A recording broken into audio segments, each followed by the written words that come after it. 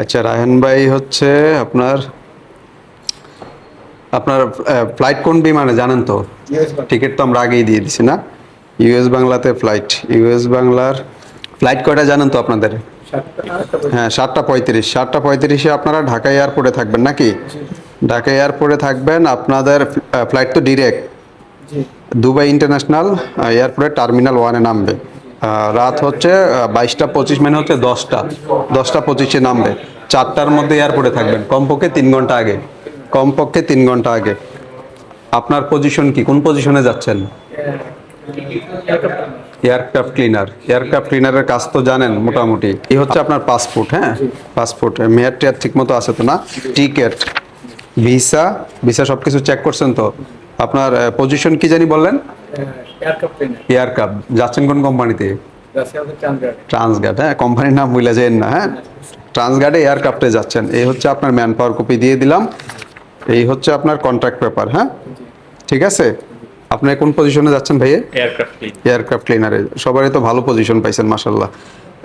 ফ্লাইটের ব্যাপারে তো আর কিছু বলার নাই। ইউএস বাংলার ফ্লাইট ঠিক 3 ঘন্টা, মিনিমাম 3 ঘন্টা আগে আপনি হচ্ছে ইউএস বাংলাতে চলে যাবেন। ইউএস বাংলার কাউন্টারে যে সবাই কিন্তু লাইন ধরে ফেলবেন।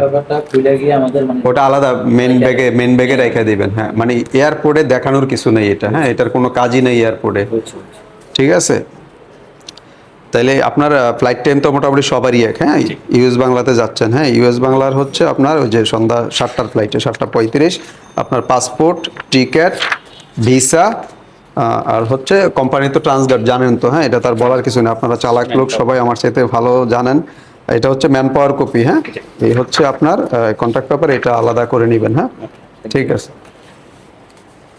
আর হচ্ছে রাকিবুল ইসলাম মিটু। আপনার কোন পজিশন ভাই? আপনার এয়ারক্রাফট। আপনি? আমি হচ্ছে অ্যাভিয়েশন লোডার। Aviation loader. তিনজনই এয়ারক্রাফটে পড়ছেন। হ্যাঁ, এয়ারক্রাফটের কিন্তু প্লেনের ভিতরের কাজ। হ্যাঁ, একটু স্বচ্ছ কাজ, কেয়ারফুলি প্রথম যাইয়া ওরা হয়তো ট্রেনিং করাইতে পারে। আর ইংরেজিটাতে ভালোভাবে নজর দিবেন একটু। ওরা কিন্তু একটা প্রি এক্সাম ওখানেও নিবে।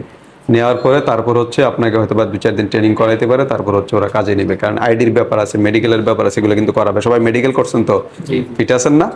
ঠিক আছে, ওরাও কিন্তু মেডিকেল করাবে। তারপরে ইয়ে হচ্ছে রাকি রাকিবুল ইসলাম মিতু। হ্যাঁ ভাই, আপনারা টিকিট তো আর বোঝানোর কিছু নাই। ইউএস বাংলার ফ্লাইট সেম সবারই। এই হচ্ছে আপনার ভিসা কপি।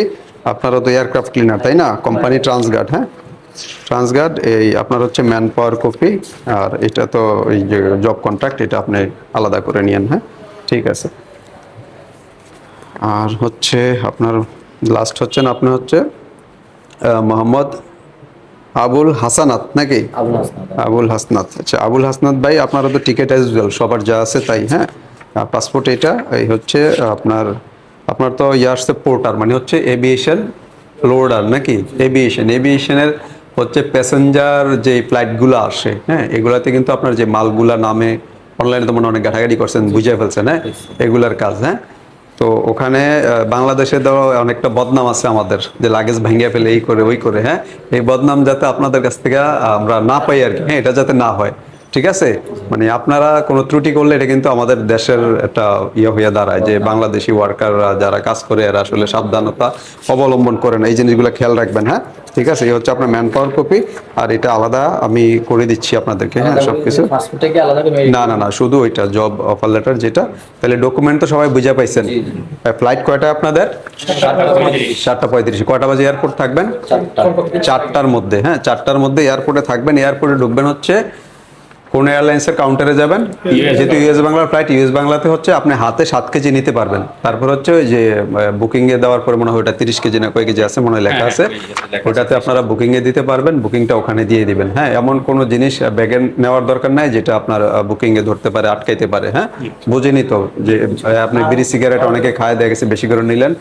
আর এই আপনার দাঁতটা তো একদম ক্লিন রাখতে হবে। ইয়ার ভিতরে কাজ তো। হ্যাঁ, ক্লিন রাখতে হবে, চেষ্টা করবেন ক্লিন রাখার জন্য। অনেকে দেখা গেছে পান টানও খাইয়ে আমাদের দেখলাম যে ইন্টারভিউ দিতে আসছে অনেকে, একদম অবস্থা খুবই খারাপ, লাল পুরা।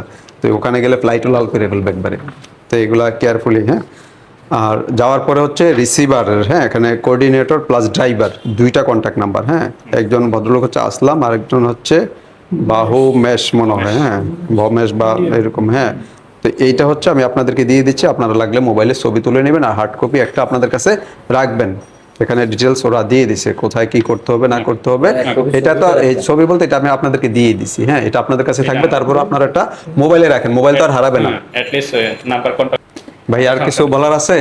তাহলে ঠিক আছে, আল্লাহ হাফেজ, সবাই ভালো থাকেন। আপনার তো গোপালগঞ্জ, কুমিল্লা, আপনার নোয়াখালী, আপনার গোপালগঞ্জ, ঠিক আছে। 3 জেলার মোটামুটি পাওয়া গেছে। ওকে, আল্লাহ হাফেজ ভাই, হ্যাঁ ঠিক আছে।